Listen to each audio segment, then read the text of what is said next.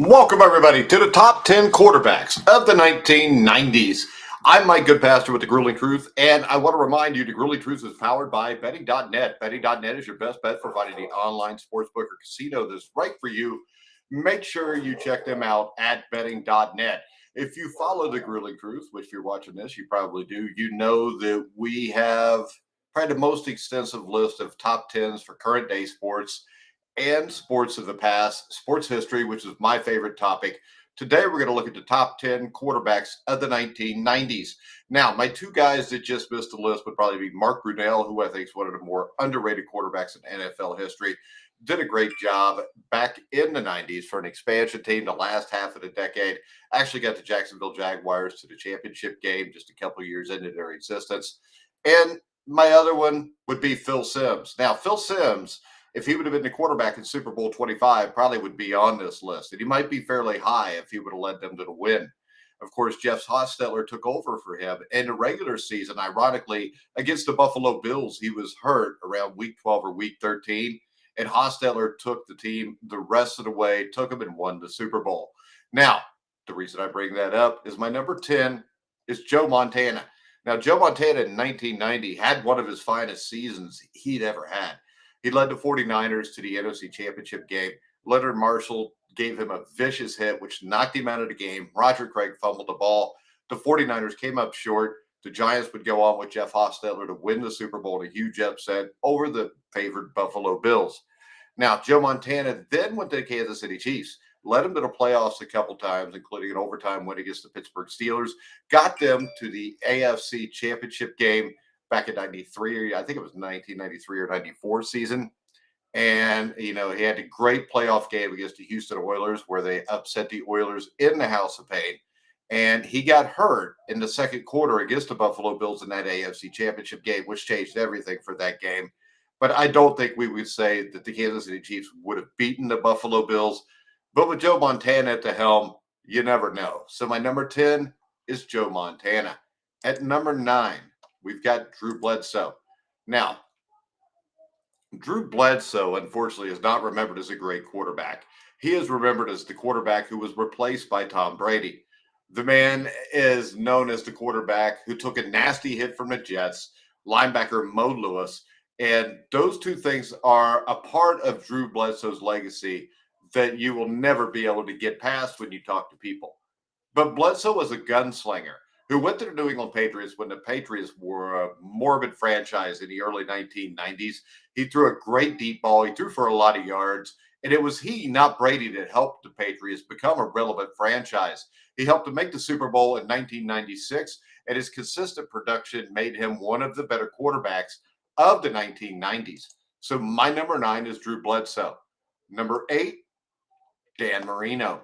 Now, Dan Marino, of course, most of his best work was done in the 1980s, but he was still a relevant quarterback in the 1990s. For the decade of the 90s, he was 85 and 54, 200 touchdowns, 127 interceptions. Now, a lot of people this seems to be a bit low for a quarterback who many may perceive as the greatest who ever lived. However, the Dan Marino in the 1980s was much different and more prolific than that of the 1990s.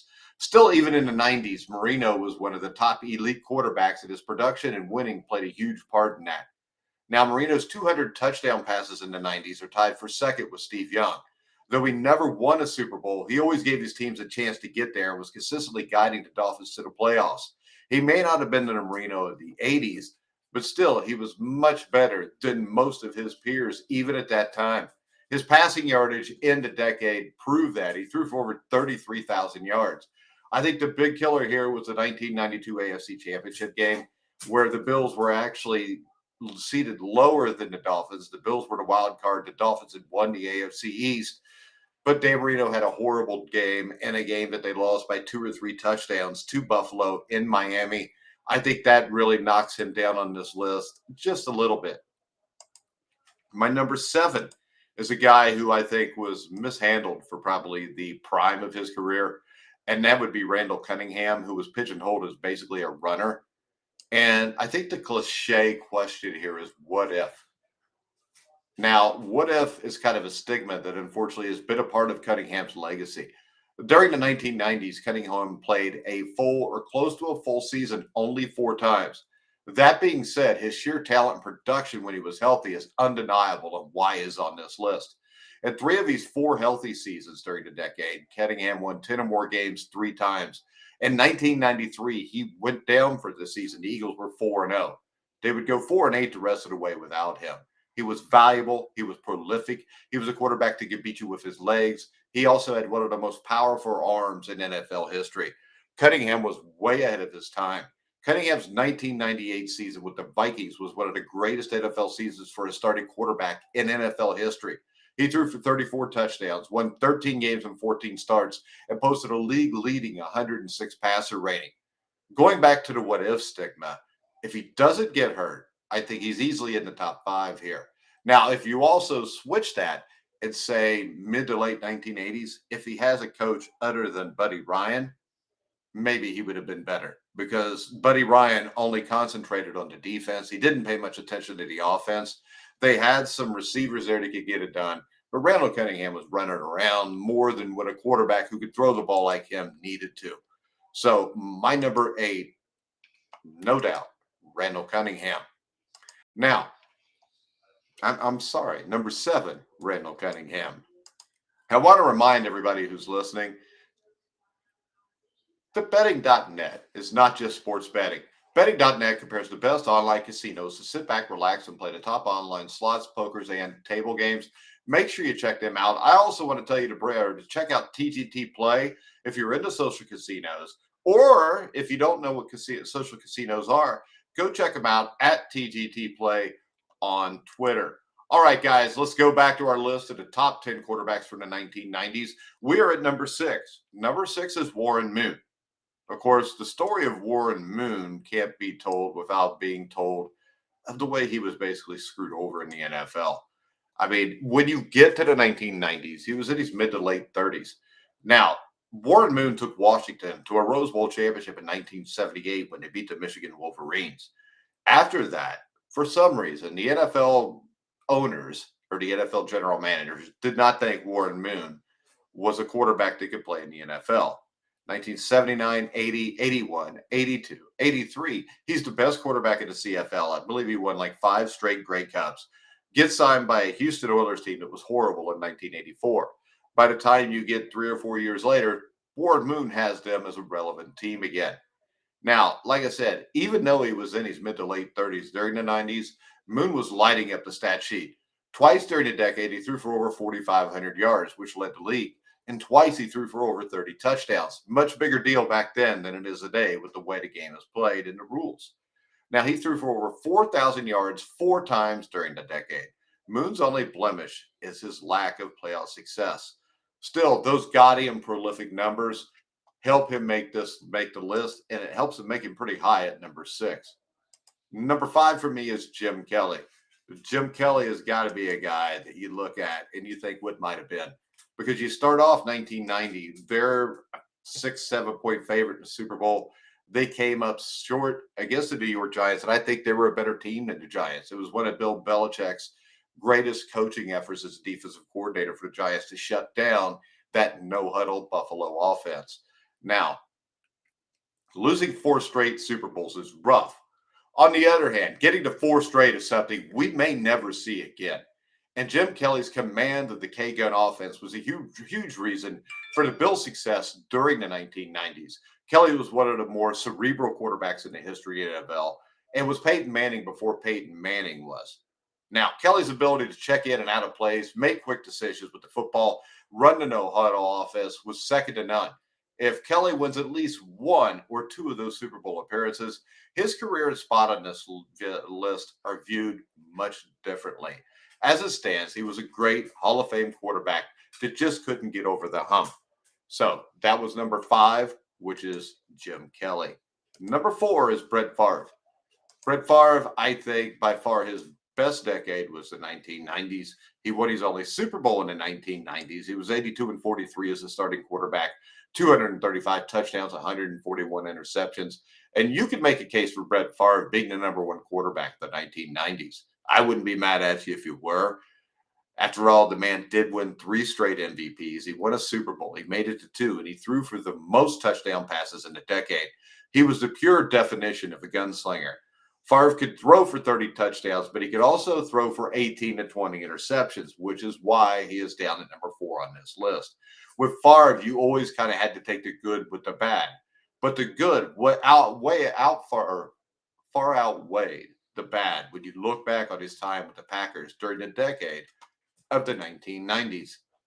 Number 3, I think a man who kind of gets lost in Joe Montana's shadow, and that would be Steve Young. Steve Young was an outstanding quarterback. He's a guy that does not get the accolades he should. All right. And anytime you have to replace a fan favorite and a legend like Joe Montana, a guy who was an incumbent long-time starter, and then a future Hall of Fame quarterback, that's a lot of pressure to carry on your back. And Steve Young didn't get the memo because he immediately erased the Joe Montana era, at least for the few years he was there. He took the job. He became a Hall of Fame quarterback in his own right. He was ahead of his time. He was an extremely accurate left-handed quarterback, probably the greatest left-handed quarterback that ever lived. He threw for a ton of yards, touchdowns. He took care of the football. He completed a high percent of his passes and made plays with his feet. Young was the left-handed version of Aaron Rodgers in the 1990s. His stats were fantastic. They were video game type numbers. He led the league in passer rating 6 times, touchdown passes 3 times, completion percentage 5 times. He had 6 seasons of a completion percentage of 65% or higher. His production was ridiculous in a good way. Add to that a Super Bowl championship and a Super Bowl MVP, and Young earns himself a spot very high on this list at number 3. Number 2 is a man who people will say, well, with that offensive line, with that defense, with that team around him, he's overrated. But I just think that's nuts. I mean, when you look at this, he's a man who didn't put up gaudy, prolific stats. But many men seem surprised to see. I mean, many people will see Troy Aikman being this high on this list as being crazy. The fact of the matter is, he was an extremely accurate quarterback that was asked to run the Cowboys system, which featured the running game, Emmitt Smith, that opened up the big passing plays. He did that perfectly. He was a great play action quarterback. Aikman helped the Cowboys win 3 Super Bowls during the 90s. Would have been more if Jimmy Johnson would have stayed, I think. And yes, he had a great offensive line, a great defense, Emmitt Smith, Michael Irving. But when you draft a quarterback, the whole point is to build a solid, great team around him anyways, right? And people forget the Cowboys were absolutely horrible. They were a complete mess when they drafted Troy Aikman. The first year with him, they were 1-15. I mean, Steve Berline was a guy that was a starting quarterback for a while. And within 2-3 years, Troy Aikman had them in the playoffs where they got beat by the Detroit Lions. After that, you had the iconic run in the early 90s into the mid-90s with the Cowboys. And Aikman's teams didn't require him to throw the ball 30 times a game. If they had, his numbers, I think, would have been much better. They would have matched anybody else. For someone who was labeled or viewed as a game manager, Aikman threw for almost 30,000 yards in the 1990s, which ranks 5th in the decade. Not bad for a game manager. The bottom line is game managers don't get to 3 Super Bowls and win all 3. I don't know any game manager that has been lucky to be on such a team. So my number 2 is Troy Aikman. At number 1, to me, this is simple. It's John Elway.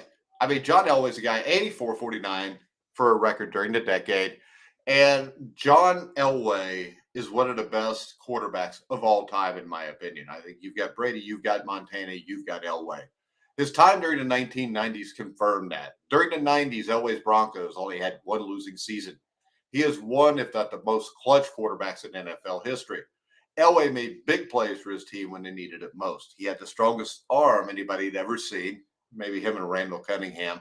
Prototypical size, mobility, strength, toughness, clutchness, mechanics, quick release, production, leadership. And the bigger part was he was a winner. In the 1980s, Elway single-handedly carried some very mediocre Denver Bronco teams to 3 Super Bowls in a weak AFC. The Broncos were completely outmatched in those games, and he could never get them over the top. The 1990s saw a more polished John Elway as a passer. His run from 1993 to 1998 saw him throw for 142 touchdowns, a completion percentage of over 60%, a passer rating of almost 90. This was the peak of Elway's career. And he retired as an elite quarterback with a Super Bowl MVP when they beat the Atlanta Falcons in Super Bowl 33. And, the way he was playing, maybe he could have stretched it another year or two. But to me, Elway's place as the top quarterback in the 1990s is a no-brainer, especially when I think he's one of the top three quarterbacks that ever lived, period. John Elway was that good, and a lot of people overlook it. But he was a man, when he lost those Super Bowls earlier in his career, those were teams that I don't think any other quarterback that ever played could have got to the Super Bowl. And when you gave him a team with Terrell Davis, a good offensive line, and a good defense, he played out of his mind. And I mean, the exact comparison is this. Super Bowl 32 was tied 24-24. Elway gets the ball, 6-7 minutes left, drives down, leads his team to a touchdown.